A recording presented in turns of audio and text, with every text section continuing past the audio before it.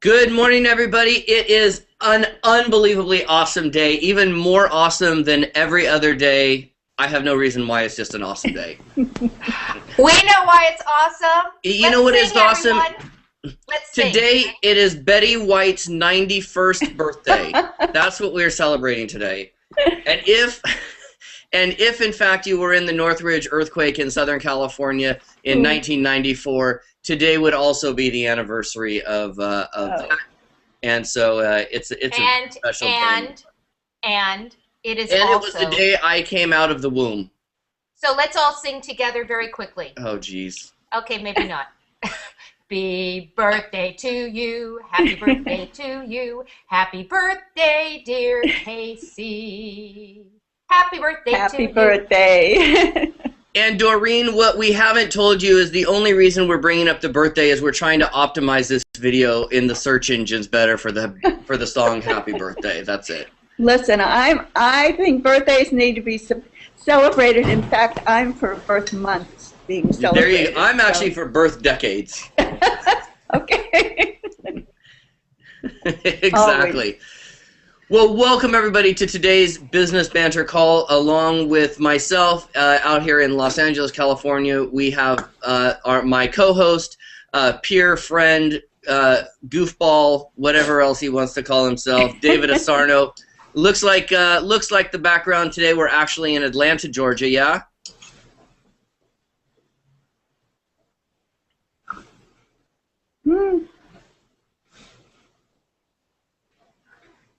Excellent. So we'll be search engine optimizing this for snowstorms.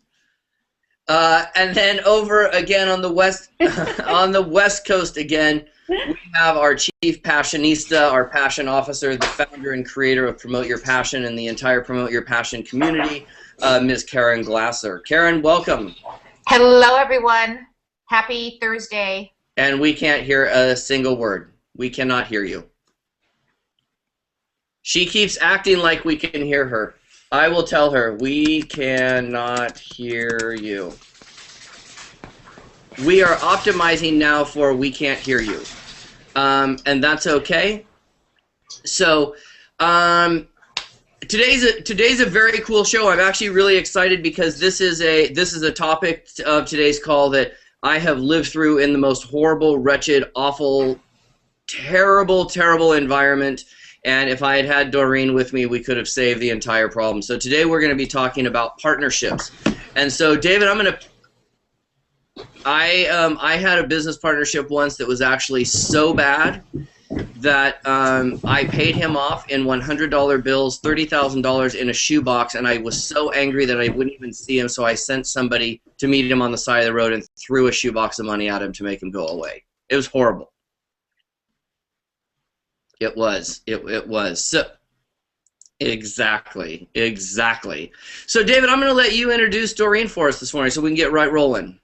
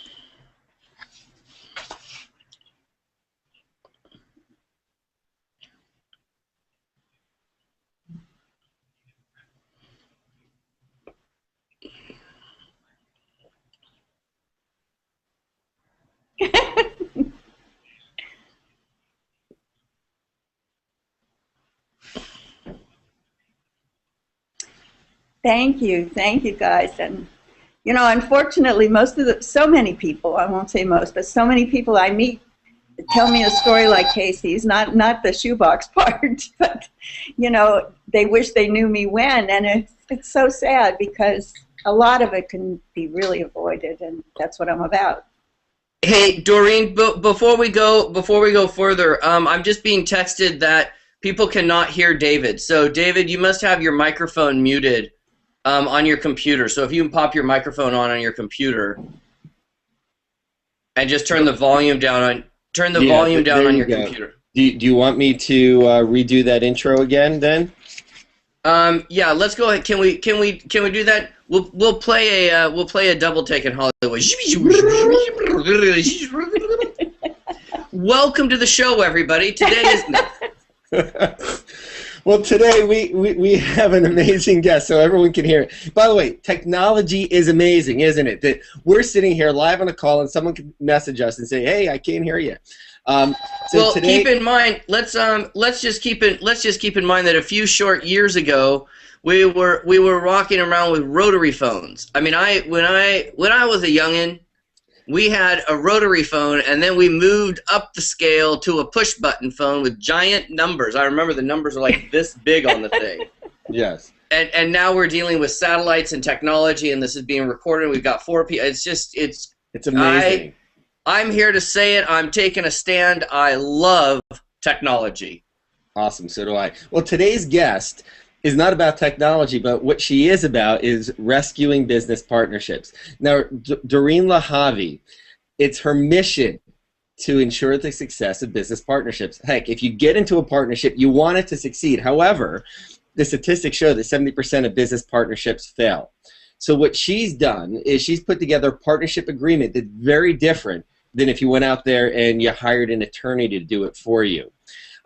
She says, well, most lawyers prepare for the breakup. Well, she says, well, let's figure out how you can get the right person as the right partner and make it so that way they can succeed. Make sure that everyone wins. She has a Succeed Partnership Agreement template. What it does is it helps you guide and build right from the beginning. So that way you choose each other well, you prepare for the unexpected, and heck, if you're having challenges, resuscitate from the brink and bring it back. She's over 25 years experience. She's a psychotherapist, which we will talk about either now or probably another show.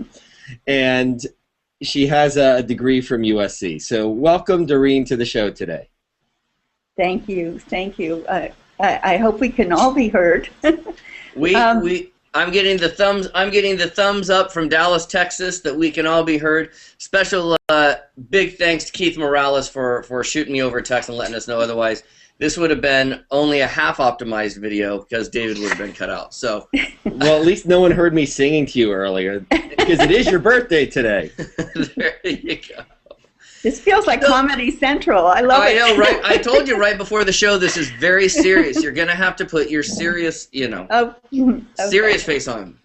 Business partnerships can be very serious, as you told your story before, Casey, but they can also be fun if they're done right and done well, and you're partnering with the person you need to partner with, and you run your lives and your business the way you should. Then it's fun. And you also probably will be earning some money. Well, that's a good thing. A good partnership is one where you would be a partner with this same person, even in another business, if this one didn't go the way you wanted it to go. So that's. Well, now it's. Dorene, let me ask you this, because I know there are two schools of thought with this. So we'll start even before an agreement happens. I know there are two schools of thought. One school of thought says, you know what, I'm going to go it alone. That way I can be in control. I can be the boss. I can make all the decisions. I don't have, I know better than, pretty much I know better than everybody else. And then there's another school of thought that says, hey, the sum of two parts is actually greater than two, synergistically speaking. What's your sort of, before having been experienced in partnerships, do you kind of see that same thing, and is there a trend going one way or the other? If it's a good partnership, it's really great. It's worth it, and there's a lot of pluses to having a partner, because not just the two heads, but there's sharing responsibility. There's somebody can fill in for you when you're not there, and it could be more than two partners, by the way. But if it's not a good partnership, if you don't have the right fit and you enjoy the benefits of being the solo, then it's not always the best thing. But if you're going for it, maximize the relationship, and it is about the relationship. Dorene. When businesses fail, or when they don't do as well as they should or could, if you look closely, you'll find out it's because of what Karen often talks about is relationships.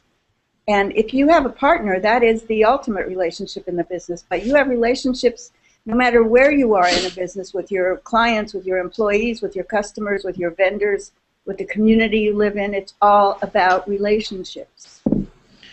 And so let me ask you this, because could I make an argument that while the relationship is important, that the other element of what each person brings to the table, or their past relationships or their past experience, actually can have just as much, if not more, impact in the relationship between the two partners? Only if they talk about it. Here's what happens. The call I most get, this is the call I most often get, is I'm calling you because my partner is not doing what he said he was going to do, and I've got one foot out the door. You're the last resort, and what can you do about it? And then inevitably what I find out is that they haven't been talking. They may not have even talked right in the beginning before they became partners. What's amazing to me is that sometimes people will meet at their children's preschool, talk about the fact that they both want to do a certain business. Let's go, I want to be a caterer. Oh, yeah, I want to be a caterer too. And I blah, blah, blah. Let's do it. And they start. They don't know anything about each other except that they have kids in the preschool and that they like catering. And they may talk about, one is really maybe good with the marketing and one is better with the financing or the recipes or whatever. And they start, and they never set up the foundation. They don't get to know each other. Partnership's like a marriage. So how do you do that up front? And because ultimately, if you're running a business, someone ultimately needs to be the person who makes the business decisions or the hard decisions. How do you have that conversation, or how do you recommend people have that conversation up front? And how do they structure that so that way it's a win-win-win for everyone? Well, it really, I'm putting together a freebie right now that walks people through the kinds of conversations. I know it's hard when you're not used to having these conversations. You don't know where to start. You don't know what to say. But so I will have this within a week or so. It guides you through the conversation. There's a lot of things to talk about even before you decide who does what. But everything gets covered in these conversations. And one of the main things that happens in the conversations is that you get to know each other, and you get to find out if you trust each other and if you respect each other and if you're really kind of on the same page. So there's a lot that happens in having these open conversations even before you decide to go to be the partner. You talked about my Let's Succeed partnership agreement template. That's a second stage after you've decided to be partners. So there's a lot to talk about beforehand. I recommend that people go sit in a coffee shop and go through I have 15 questions, and I guide them through how to have this conversation. Asking things like, even, what about me do I think will annoy you as a partner? There's all kinds of questions. Casey could probably tell you a lot of things that I would annoy him about. Well, it's interesting because I'm going through that partnership conversation right now, and luckily my partner is very open to having those conversations, and we have a really good. We have worked together. We understand each other, but it is good to still just have those conversations. I'm looking at I have tended for most of my career in building businesses to always take on partners. And what's interesting about partners and employees at the same time is we tend, and I can't even remember who was talking about this. It might have been Jennifer Bagley. So I'll give her credit. I'm not sure if it was her, but if it wasn't, then at least we can optimize the video for her name. So it's interesting that we take on partners as the same as we do employees a little bit, based on a skill set, right? I bring the technology piece, you bring the presentation piece, or I bring the sort of accounting data background, you bring the visionary background. So we sort of look at those from a bringing them on board with what skills they possess, and what they're going to fold into the partnership to help make the partnership stronger. Yet the number one reason I've always fired employees and, quite frankly, got rid of most partnerships was because of attitude. So we hire on skill set and we fire on attitude. And I think it should actually be the reverse. So now when I look at things, I always look at attitude first, skill set second. Am I crazy and on crack, or am I on the right path? You're on the right path. You're beginning but the right path. Wait. He still may be crazy and on crack, but he's probably on the right path. No, you're definitely on the right path, but there's a lot more to it than the attitude also. There's personality, there's vision, there's short, I once had two brothers who grew up together, loved each other, liked each other, and they wanted to they actually did put together an internet business. And when they were sitting in my office, I asked each one of them, and they were close in age, I asked each one of them what their vision was. And one of them said, and these guys grew up together, they knew each other well, they had already done a lot of the basics about the business, and one of them said, well, I want to make sure this business is a success, and then I want to sell it. And his brother looked at him like, what? I want this business to be a success and hand it down to my kids. So then what they need to do is create a 5-year buyout that one brother can buy the other brother out.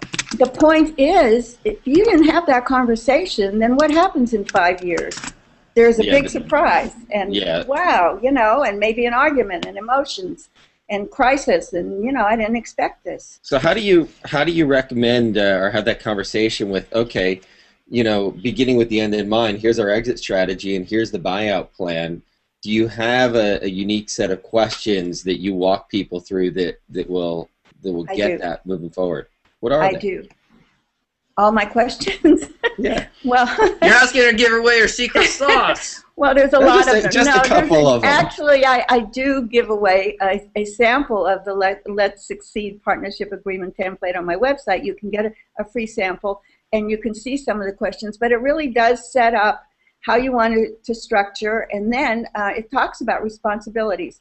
And I always say, I don't care if you're the finance guy and you're the marketing person, you're both or all of you are responsible 100% for the business. Now, somebody may be in charge of an area, and that's the way it has to be. But you're responsible to. I've had people say, "I didn't realize, but we're out of money. We're broke." Well, why didn't you realize that? I know that it was your partner's responsibility, but where were you in it? Why, the people, and so anyway, I do lay out the areas of responsibility, how people get hired and fired, and then after the partnership agreement template, I have a workbook that's called the what if scenarios, and you go through those what ifs. How will we handle in case this happens or that happens? What will be our resolution? And I always tell people it's not written in stone, but at least you have some kind of basis so that the crisis doesn't just hit you out of nowhere. And then what you have to do is have regular meetings. You have to talk about things. People don't, the partners that I get these calls from, that my partner doesn't do what he said he was going to do, actually he probably was doing a lot more than about what he said he was going to do, but you don't know it, and he doesn't know what you're doing because you never talk to each other. Communication. So like anything in life partnerships and business partnerships, relationships, it all comes down to the quality of our communication with each other. And it has to be on a regular schedule. So do you recommend that people are doing, I know Casey, I see has a question here, but I was going to say, are you looking to do it on a regular basis, like once a week you schedule a Friday morning meeting or a Monday morning meeting, and this is where we're communicating about this? At least. Okay. Yes. Yeah, we have an executive team meeting every morning where we all are on a computer and we all touch, we all kind of touch base, and then with the partner and myself, we actually get together late at night over a glass of wine and basically have an entire conversation about the day and what went well and what we could improve on. Dorene, let me ask you. Casey, do you bring a stenographer with you there since it is over wine?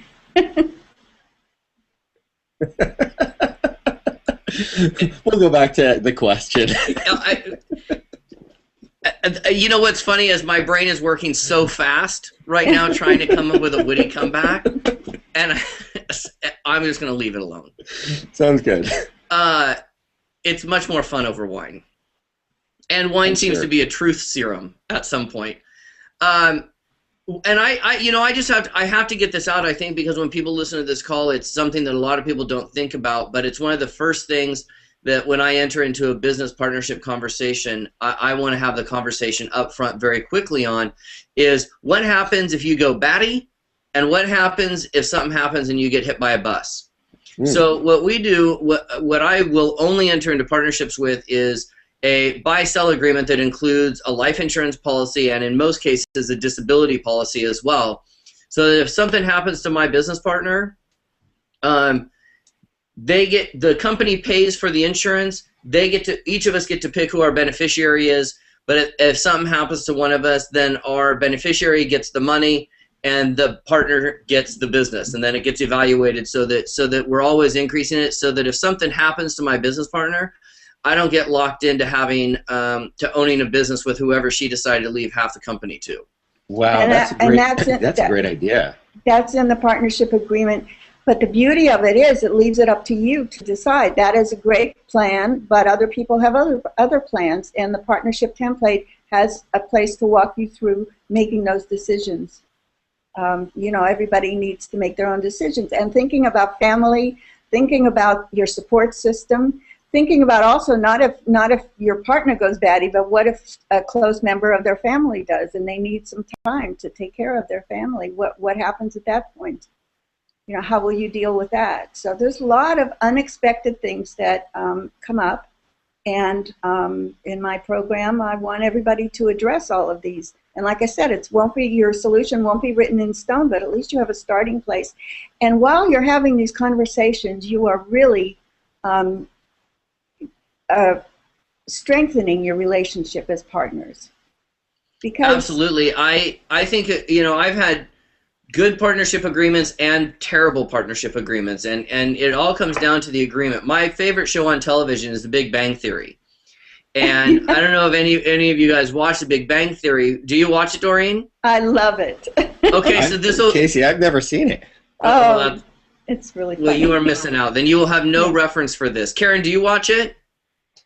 She watches it. Okay. So it's so funny because every time I watch that show, I'm constantly reminded of the power of a really good partnership agreement. And it's all done in the character of Sheldon and Leonard. They have this thing they refer to in every episode called the roommate agreement. And it literally comes down to who controls the thermostat. What happens if one of them turns into a zombie? What happens if one of them wins a ticket to see the super collider? And it plays off of that, but it's so specific down to who gets to control the temperature that I think if we had business partnerships that were that well thought out and agreed to and signed off on, then everybody has a true template to work from. Absolutely. Absolutely. And that's exactly the point. Because when people go off on their own, so many business owners will say this, I don't have time to meet because I spend my day putting out fires. Well, if that's how you're spending your day, your business is leaving a lot of money on the table. You couldn't possibly be functioning at your highest level, and I mean and the relationship can't be that good. So yeah. So Doreen, give us two of the top sort of tips that if we're in business partnerships right now and we haven't necessarily had those conversations, or we've been a little rusty on those conversations, and we want to open up those conversations, kind of recreate that conversation, what two suggestions or what two things do you think would be most important for us to take away from today and go have conversations with our current business partners about? Well, it's kind of hard to say what's missing in each partnership, but you would know.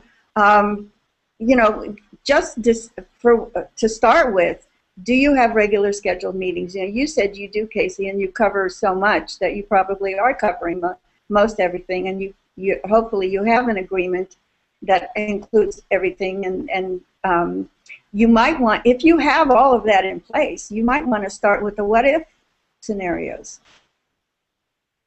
That could be something. The what if, all the questions that you just went through. Well, there's a lot of them, but yeah, but some of them that you just talked about. Right. What if this? What if that? Or as Casey said, what if someone goes batty? What if I decide to jump off the Empire State Building, etc.? Well, not even that severe. I mean, things happen in life. You know, I had a couple that were starting a business. This happened just actually before she got in a terrible car accident, and really became totally incapacitated for a year. Okay. You know, those kind of things don't usually happen, but let's talk about what might happen and how will we handle it. What happens if one person, their spouse has to move across country for a job, or you know, or somebody gets shipped off to a war somewhere? You know, there are so many different what if scenarios that I think sometimes. Or a divorce. Yeah, divorce. That's actually that brings up a really good point. I did have that situation where my business partner, he happened to be my best friend, got married. And one of the things that we had discussed before he even started dating was that scenario. What happens if he meets somebody, they're going to start a family, and this is part of their livelihood. And the way we did it was we just increased the life insurance. And there was an agreement between us that if either of us got married, there would be a prenup put in place that dealt specifically with just the business, so that it didn't affect their relationship outside of it. And I will say it was a little touchy when they were getting ready to get married, and I had to say, I actually sat down with her and told her that she was going to sign a prenup. Right? He was a little nervous. So. Well, you might want to, you know, you can call it something else too. You know. Do you want to end up being a partner with her if something happens with him? No, no. I mean, she was cool, but yeah, no, but thank no. You. And that's how we did it. Is what we said was, look, we'll increase our insurance money so that if something happens to him or you guys get divorced, you know, you're still on as the life insurance beneficiary for X amount, and then I wrote it in and said, what you guys do in a divorce on the beneficiary side is totally up to you and your attorneys. I want nothing to do with that, but this is what we'll handle from a company perspective. And I found that the more I could stay out of their partnership, the better off I was in the long run. Sure. So what I hear you saying, and to sum it up, is it's beginning with the end in mind, as Stephen Covey said. So beginning with the plan, knowing all scenarios, and having daily and weekly conversations about everything that we're doing in our business or they're doing in their business, so that way it's through open communication that everything can be worked out. Is that pretty much in most cases? There are sometimes that you know, if you start by having the should we be partners, like I had two women who really wanted to be partners, and on paper they looked really good, like they should be together. They were both doing the same thing, and they loved their businesses, and they had a lot to offer each other. And we had a few conversations, and they couldn't get past trust issues. Okay. They just couldn't. And so, you know, I'm not sure that they appreciated it at the moment because they were young, but I saved them a lot of heartache and money by, awesome. You know, having them not be partners. But, yeah, you need to talk. And the other thing I find is that sometimes not only do the partners not talk to each other, but they don't talk to their teams, their employees as a team.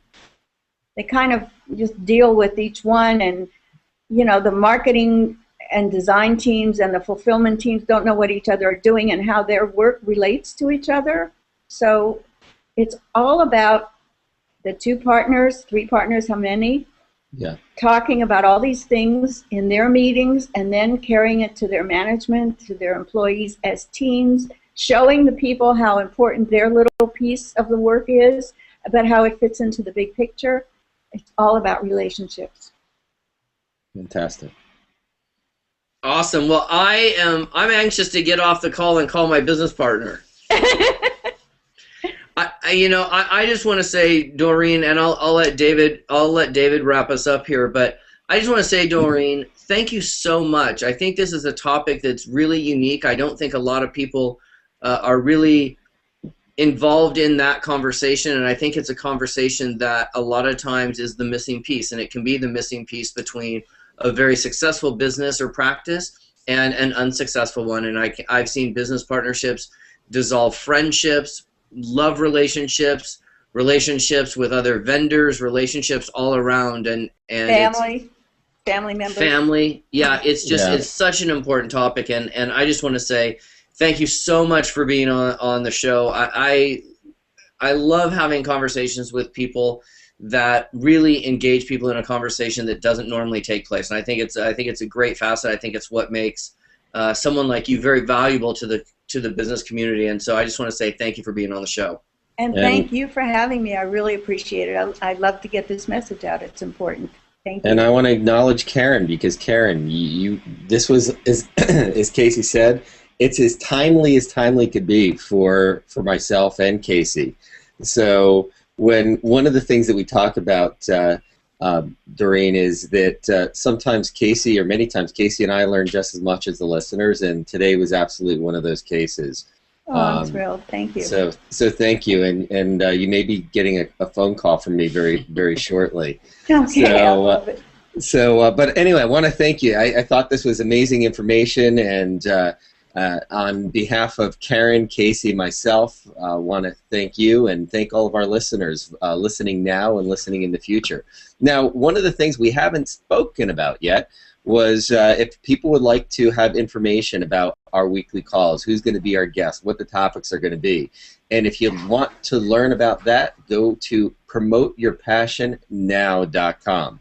That's www.promoteyourpassionnow.com. The other thing is we have an amazing annual cruise that we do. We invite everyone from the Promote Your Passion community. And Casey, what's that website if they want to learn a little bit more about the cruise? Do we have a direct link for that? We do. It's promoteyourpassionnow.com. Okay, so if you want to learn about the cruise, you can go there. Yeah, I mean, you know, it's promoteyourpassionnow.com. You'll be able to tie into the cruise and all the other stuff that the community that Karen has going on, and you know, the cruise was one of my favorite events of the year that we go on. It's a great way to be around and hobnob with people that are in a mastermind environment, and the best part is they can't escape. So you have access to a good group of folks for a week. We're going over New Year's in 2014. It's going to be phenomenal. And like I said, you can go to Promote Your Passion Now and get dialed in on all that action there. Yeah, you get to hang out with Karen, our Chief Passionista Officer. Karen, thank you for all you do. You get to hang with Casey, myself, and all the other amazing people that we have in our community. So on behalf of myself, Casey Eberhart, Karen Glasser, I want to acknowledge you all and go out and make it an awesome day for yourself and create one for someone else too. Thank you. Goodbye, everyone. Happy birthday, Casey. Thank Bye-bye. you.